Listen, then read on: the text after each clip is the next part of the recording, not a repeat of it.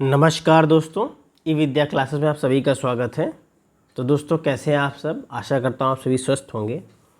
दोस्तों ये आचार्य रामचंद्र शुक्ल सीरीज़ का वीडियो नंबर 2 है। इससे पहले हम लोग वीडियो नंबर 1 अपलोड कर चुके हैं, जिसमें हमने आपको आचार्य रामचंद्र शुक्ल जी की पुस्तक का पहला खंड यानी कि प्रथम संस्करण का वक्तव्य, इसकी थ्योरी कराई थी। और आज इस वीडियो में हम इसी खंड का आज हम इसके जो बहुत यहाँ से जो महत्वपूर्ण प्रश्न आए हैं या आ सकते हैं उसके हम लोग प्रश्न लगाएंगे। जैसा हम आपको बता रहे थे कि अब ये जो सीरीज़ है ये इसी तरह चलेगी। पहले हम आपको एक चैप्टर या एक खंड की थ्योरी कराएंगे, ठीक उसके तुरंत बाद उसके प्रश्नोत्तरी भी रखेंगे, ताकि आप समझ सकें कि आपकी तैयारी किस तरह की है, आपको कितना और गहराई से इस खंड को या टॉपिक को पढ़ना है। तो चलिए दोस्तों वीडियो को स्टार्ट करते हैं। और मैं आपसे अनुरोध करता हूं, अगर आपने वो वीडियो नहीं देखी है यानी डे 1 की वीडियो थ्योरी नहीं देखी है, तो आप पहले उसे देख लें, उसके बाद इस टेस्ट को लगाएं। और इस टेस्ट में आप कितने क्वेश्चन सही बता पाए इसको कमेंट बॉक्स में ज़रूर बताइएगा। तो चलिए दोस्तों वीडियो को स्टार्ट करते हैं और देखते हैं हमारा पहला क्वेश्चन क्या है। तो दोस्तों हमारा पहला क्वेश्चन ये है,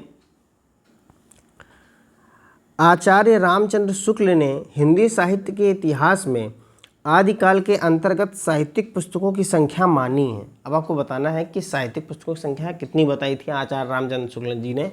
इन पुस्तकों के आधार पर ही आचार्य रामचंद्र शुक्ल ने आदिकाल को वीर गाथा काल का नाम दिया था। आपको याद होगा जब हम लोग कल पढ़ रहे थे। तो दोस्तों देखिए इसका सही जवाब है option number 4। Option number A मतलब कि 4। कितनी साहित्यिक पुस्तकें मानी थी उन्होंने? 4 साहित्यिक मानी थी। और देश भाषा काव्य की कितनी? 8 पुस्तकें। इन्हीं के आधार पर उन्होंने आदिकाल का नाम वीर गाथा काल रखा था। ठीक है, तो दोस्तों ऑप्शन नंबर ए बिल्कुल सही जवाब हो जाएगा इस क्वेश्चन का। अब देखिए दोस्तों यहाँ पर देखिए मैंने आपके लिए कुछ अतिरिक्त जानकारी भी रखी है। देखिए यहाँ पर आप देखेंगे, देखिए रामचंद्र शुक्ल जी कहते हैं कि साहित्यिक पुस्तकें केवल 4 उनके हिसाब से। कौन कौन सी हैं? देखिए विजयपाल रासो, हमीर रासो, कीर्तिलता और कीर्ति पताका। कौन कौन सी हैं ये नाम भी पूछ देते हैं। तो विजयपाल रासो, हमीर रासो, कीर्तिलता और कीर्ति पताका। वहीं अगर आप देखेंगे देश भाषा काव्य की कितनी पुस्तकें प्रसिद्ध हैं? तो 8 पुस्तकें प्रसिद्ध हैं।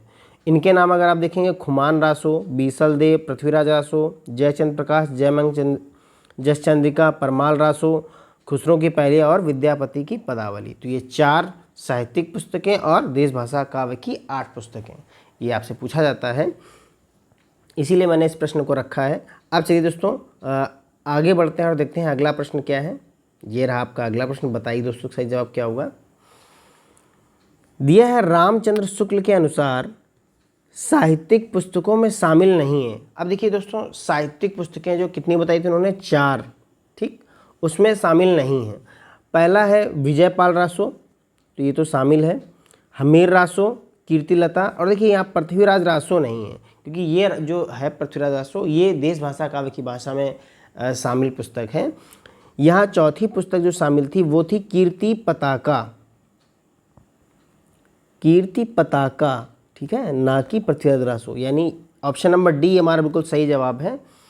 ये साहित्यिक पुस्तक में नहीं रखा है रामचंद्र शुक्ल जी ने। अब देखते हैं, देखिए आगे बढ़ते हैं दोस्तों। ये देखिए ये अतिरिक्त जानकारी है आपके लिए। देखिए साहित्यिक पुस्तकें केवल 4 हैं, विजयपाल रासो, हमीर रासो, कीर्तिलता और कीर्ति पताका। कौन सी है ये? कीर्ति पताका। जबकि जब आप देखेंगे पृथ्वीराज रासो किसमें रखा गया है? वो देश भाषा काव्य की पुस्तकों में रखा गया है। इसलिए ऑप्शन नंबर जो हमारा क्या होगा? D. Option number D is the right answer हो जाएगा। बढ़ते हैं अगले प्रश्न की तरफ। ये रहा दोस्तों अगला प्रश्न। बताइए इसका सही जवाब क्या होगा। आचार्य रामचंद्र शुक्ल के अनुसार देश भाषा काव्य की कुल कितनी पुस्तकें प्रसिद्ध हैं? अब देखिए दोस्तों वही प्रश्न फिर से आया। आपने देखा साहित्यिक पुस्तकें कितनी मानी हैं या रखी हैं? कितनी रामचंद्र शुक्ल जी ने रखी हैं? 4 पुस्तकें। जबकि देश भाषा काव्य की आपने देखा तो वो रखी हैं 8 पुस्तकें। टोटल कितनी पुस्तकें? 12। इन्हीं पुस्तकों के आधार पर उन्होंने जो आदिकाल उसका नाम वीर गाथा काल रखा है। तो कितनी पुस्तकें उन्होंने मानी देश भाषा काव्य की? तो ऑप्शन नंबर ए 8 बिल्कुल सही जवाब हो जाएगा। तो बढ़ते दोस्तों अगले प्रश्न की तरफ। ये रहा अगला प्रश्न। बताइए इसका जवाब क्या होगा। आचार्य रामचंद्र शुक्ल ने रीतिकाल का परिचयात्मक विवरण अपने किस पूर्ववर्ती इतिहास ग्रंथ से लिया है। अब देखिए दोस्तों, आचार्य रामचंद्र शुक्ल ने रीतिकाल का परिचयात्मक विवरण अपने किस पूर्ववर्ती इतिहास ग्रंथ से लिया है? तो दोस्तों ये आपको ध्यान रखना है, ये किससे लिया था उन्होंने? मिश्र बंधु विनोद से। और उन्होंने बताया भी था अपने प्रथम संस्करण के वक्तव्य में, ये बात लाइन उन्होंने लिखी है कि जो परिचयात्मक विवरण है रीतिकाल का वो उन्होंने मिश्र बंधु विनोद से लिया है। आप ध्यान देंगे तो मैं आपको दिखाता हूँ वो। यहाँ देखिए, रामचंद्र शुक्ल जी लिखते हैं, मिश्र बंधुओं के प्रकांड कविवत संग्रह मिश्र बंधु विनोद का उल्लेख हो चुका है। रीतिकाल में कवियों का परिचय लिखने में मैंने प्रायः उक्त ग्रंथ से ही विवरण लिए, यानी उक्त मतलब मिश्र बंधु विनोद से।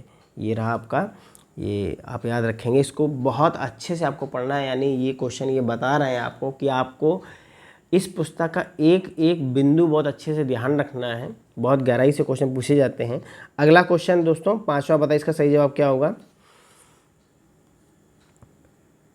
इतिहास की पुस्तक में किसी कवि की पूरी क्या अधूरी आलोचना भी नहीं आ सकती। किसी कवि की आलोचना लिखनी होगी तो स्वतंत्र प्रबंध या पुस्तक के रूप में लिखूंगा। यह किसका कथन है? अब देखिए दोस्तों, हम लोग रामचंद्र शुक्ल जी की पुस्तक पढ़ रहे हैं तो बेशक कथन इन्हीं का ही होगा, रामचंद्र शुक्ल जी का ही होगा। लेकिन मैं इस माध्यम से आपको बताना चाहता हूँ कि ये जो कथन यहाँ पर मैं बता रहा हूँ ये बहुत ही महत्वपूर्ण है। ये बहुत ही महत्वपूर्ण कथन है, इसलिए मैं आपके सामने लेकर आया हूँ उसे। यहाँ पर तो आप बता लेंगे लेकिन पेपर में आप इसे ज़रूर याद रखिएगा, ठीक है? पेपर में आप इसे ज़रूर सही करके आइएगा।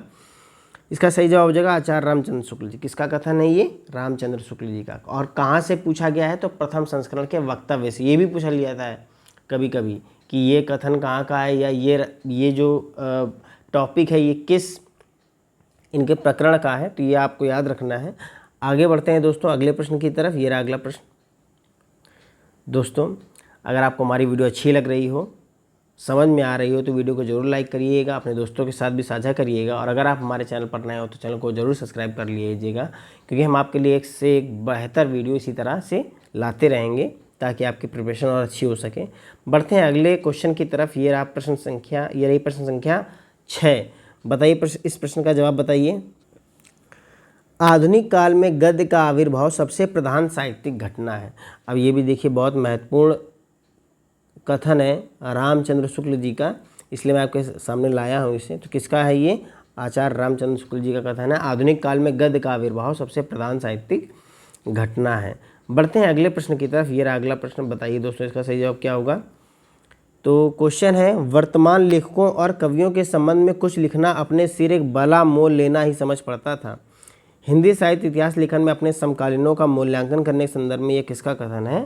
तो ये किसका है दोस्तों? रामचंद्र शुक्ल जी का।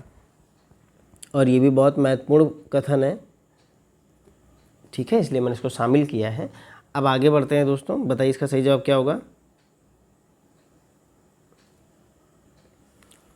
आचार्य रामचंद्र शुक्ल ने हिंदी साहित्य का इतिहास हिंदी शब्द सागर की भूमिका के रूप में लिखा।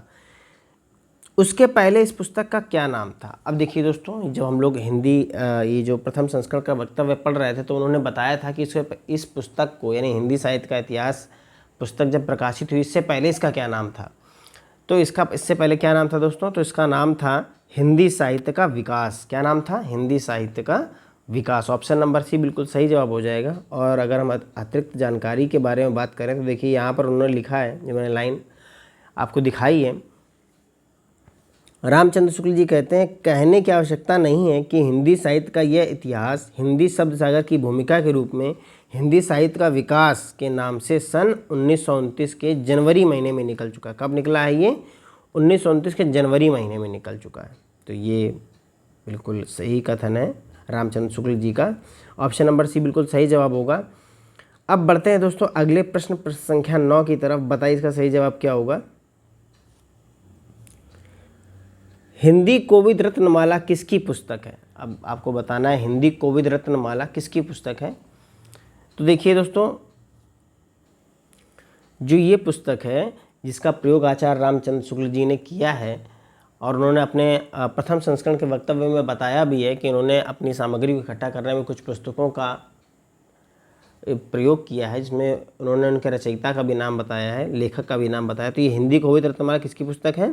तो ये है श्याम सुंदर दास जी की, किसकी पुस्तक है? Option number C is the right answer हो जाएगा, श्याम सुंदर दास। अब देखिए अगर हम यहाँ पर अतिरिक्त जानकारी की बात करें तो देखिए यहाँ पर रामचंद्र शुक्ल जी ने लिखा था, राय साहब बाबू श्याम सुंदर दास बीए की हिंदी कोविद रत्नमाला, ठीक है, और श्रीयुत पंडित राम नरेश त्रिपाठी की कविता कौमुदी, और श्री वियोगी हरि जी की ब्रजमाधुरी सार। तो आपको ये तीनों रचनाएं याद रखनी है।